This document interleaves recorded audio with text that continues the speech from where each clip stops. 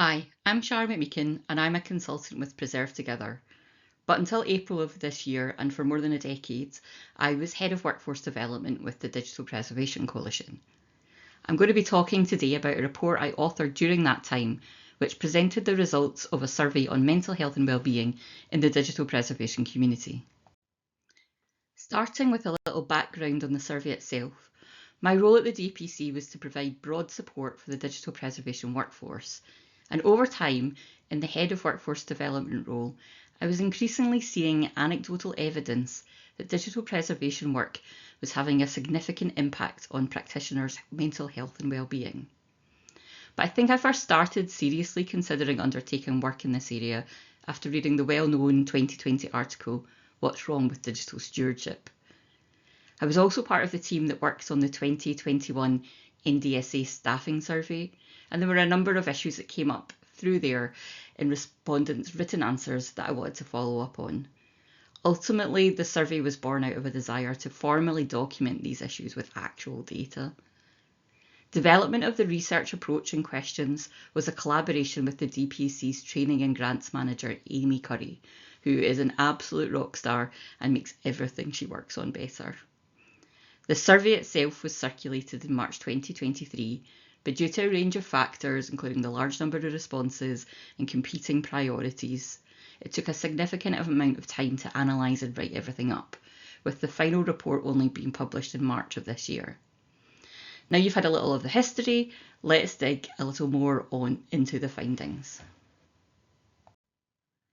With only 15 minutes available today, there's not time to delve into the full 84-page, 23,000 word report. So instead I'm going to focus on the 4 key themes that were identified across the results. The high incidence of issues being experienced by digital preservation practitioners, the importance of organisational culture and the impact this has, both for good and bad, the negative impact on the ongoing advocacy burden we carry when trying to establish the importance of digital preservation, and the prevalence of unclear roles and unrealistic workloads experienced by those undertaking digital preservation activities. So let's dive now into each of those in a little bit more detail. The survey results showed that the large majority of those who responded have experienced stress, anxiety, fatigue and burnout, with significant portions of the respondents also reporting feelings of isolation, insomnia and depression that they wholly or partially attribute to the impact of their work. In relation to the causes of these issues, respondents cited a lack of support and resources for digital preservation, the need to meet unrealistic expectations and workloads, being isolated from colleagues, often due to being the only digital preservation practitioner at their organisation, and feeling like their work is undervalued. Of course, we do need to consider these results through the lens of both potential confirmation bias and the fact that the people who have experienced issues are more likely to respond to a survey such as this. But even taking this into consideration, the stats give me pause. It is also worrying that 26% of respondents reported that, due to the issues they've experienced, they've had to change role, leave an organisation, and even leave the digital preservation field. Additionally, there was some evidence that those in practitioner roles are experiencing more problems than those in more senior roles. When combined, these findings should cause real concern about the ongoing sustainability and longevity of the digital preservation workforce. The second theme identified was around the importance of organisational culture. There were strong correlations between organisations who had policy that supported mental health and wellbeing and more positive working environments.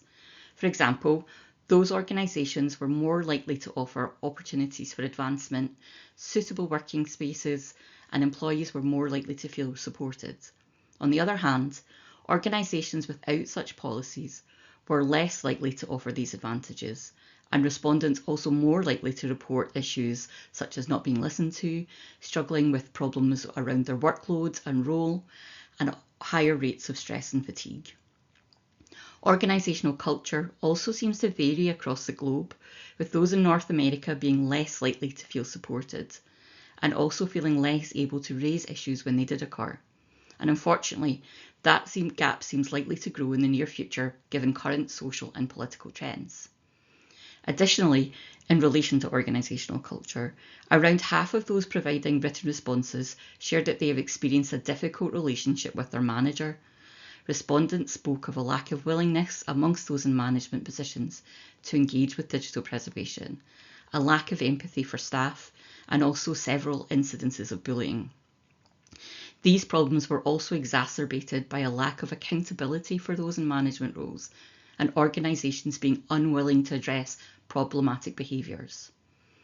This unfortunately echoes a well-documented trend in our late capitalist times of organisations seeing employees as a resource that exists purely to produce outcomes, rather than seeing them as people with individual needs and experiences. The third theme that emerged was around the burden of the constant need to advocate for digital preservation, something highlighted by nearly 2/3 of respondents. Again, the lack of support and resources for and understanding of digital preservation were listed as contributing factors. Many also feel like their work is undervalued and that colleagues see digital preservation as not their problem, absolving them of the need to even understand the challenges involved. To steal a phrase from What's Wrong with Digital Stewardship, this leads to many finding themselves in a place of autonomy without authority, meaning they are expected to make progress with digital preservation without being able to make the decisions required to enact real change. This also links back to the issues with managerial relationships mentioned on the previous slide. I think it's an area that's ripe for further investigation, as I suspect outmoded hierarchical leadership models play a significant role. There's so much evidence now that exists in relation to the effectiveness of deploying collaborative decision-making and strategy development, yet those powers are mostly still hoarded by those in leadership roles. Imagine how organisations could prosper if they truly utilised the knowledge and experience available right across their workforce. Sadly, again, with the way current political winds are blowing, such as the walk back of essential DEI programmes, I fear a more democratic approach to decision making is still far away. The last of the four themes centres around a lack of clarity in relation to role descriptions and the need for digital preservationists to try to meet unrealistic workloads. Only 12% of respondents replied that they are consistently able to keep up with their workload due to the scale of the digital preservation challenge. And as we see budgets being reduced, this is likely to only increase. As an aside, I'd really like to see the phrase "do more with less" scrubbed from existence. Many also stated that they have problems with job creep, where they are assigned tasks outside of their core role remit. This was often due to the fact that by having digital in their job title, they were seen as the technically competent person within their department or team, so any projects with a technological focus were assigned to them, even if they weren't digital preservation related. And with the current push to leverage AI at many organisations, it seems like this trend will only increase. And I have a lot of opinions about using AI, but I'll save those for another time. Unsurprisingly, there was also a correlation between role clarity and the previous mentioned issues about relationships with managers, particularly due to mismatched understanding of responsibilities. Finally, in relation to the survey results, there were several individual stories that were difficult to read, and I am in awe of the courage of those who will be able to share them. And one tale that came up too often related to those who've said they've reached a place where they've had to disengage emotionally with their work as the stress, pressure and frustrations were too much. Indeed, several mentioned organisational cultures that were highly problematic, such as where working to the point of burnout was not only acceptable but expected. People spoke of the need to work purely on a transactional basis, giving up pride in what they do for the sake of their mental health. Seeing how many people have had their spirits broken by the context surrounding their digital preservation work was truly heartbreaking. Sadly, I'm sure these themes have not been a surprise for most, if not all, of you listening right now. In a lot of ways, the results have just confirmed what we already know. But what can we do to move forward? I can't claim to have the answers yet, but I wanted to share a few things now that have been on my mind. One thing I've been thinking about a lot lately is how far digital preservation has come in the nearly 20 years I've been in the field. The size of the community and the availability of guidance, resources and solutions has grown exponentially in this time. But while having more answers is great, it's also a double-edged sword. With many of us still fighting the digital preservation battle alone or as part of a small team, the abundance of things that we could be doing can easily become overwhelming. Coupled with the dedication that we bring to our work and the desire to do our best, this does have the potential to contribute to overwork and burnout. That's why I think the message of good practice, not best practice, promoted by organisations like Digital Power and the Digital Preservation Coalition are so important. And it's why I strongly favour maturity models for guiding our work over frameworks like OIS or certification standards. We need to have the freedom to set goals that work in our own context and are realistic. I'd also really love to see a bit of a back to basics movement within digital preservation, where we take time to ask ourselves questions like, what do we actually want from our digital preservation work? What do we need to do rather than what we could do? And where would our effort be best spent? And we have seen a bit of that emerging through discussions around things like minimal effort ingest. But in relation to these questions from my own point of view, one thing I think could benefit us is to make a little more time to think strategically. Now, I admit it could be claimed that I'm a bit biased here, as we've just released a new training course on developing digital preservation strategy. But in all honesty, I learned a lot myself while writing the course and can pinpoint now lots of times in the past where I could have benefited from taking a step back to think about my work more strategically. And if I was sitting where you are now, I know my first thought would be, don't ask us to do more, we've got enough going on. But I really believe that taking the time and space needed for strategic thinking is an important reset for our brains and good for our mental health. We can get so lost in the day-to-day details and challenges that the big picture gets lost.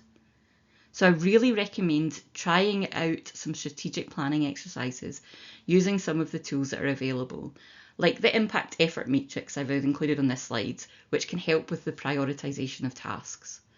Also, risk management techniques can be really helpful when identifying priorities. Also, focusing on smaller incremental goals makes the work more achievable and lessens the mental load. I'm also a big advocate of not planning work to match 100% of our capacity, as other things will always come up, and if you're anything like me, you're hard on yourself when you don't meet your goals. So I think planning to a maximum of 75% capacity or even less is good practice. I've also lately been looking into something called energy accounting, which I heard about through an autism charity I'm a trustee of. It's a method that was developed to help autistic people like me manage their energy levels, but I think there's great lessons in there for everyone, and I'm hoping to write a blog post on it soon and how it could be applied to digital preservation.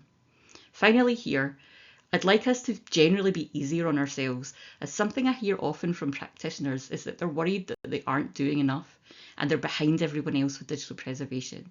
Invariably, this is not the case, and I'm here to tell you to stop comparing yourself to others, that you're actually doing great. I want to finish with saying a few words about advocacy, which I believe remains the biggest challenge in digital preservation. The survey results showed the toll advocacy takes on digital preservationists. So can we find opportunities to pool resources and effort so that we can make progress? But also bearing in mind that we need to do this without it becoming another drain on our already stretched energy capacities. Networks like the NDSA will likely be the best vehicle for this, but I'll be honest and say I don't yet know how we should approach it. I wonder what lessons though we could learn from other disciplines, and I'm hoping to dedicate some time to this research in this area in the near future. It's also really important that we incorporate advocacy not only for digital preservation broadly, but also for ourselves as a profession and as individuals. Can we leverage resources like the Digital Preservation Competency Framework to help us better achieve greater clarity in relation to our roles and responsibilities? To help achieve this, I'd love to participate in a working group looking at staffing issues in digital preservation and see if we can have more of those conversations. Thank you for listening today, and if you'd like to read the full Mental Health and Wellbeing Survey report, it is available via the DOI listed here. The executive summary is also available as a separate publication on the DPC's websites for sharing with people in leadership. And I hope this is just the first step in an ongoing discussion of supporting mental health and wellbeing among digital preservationists.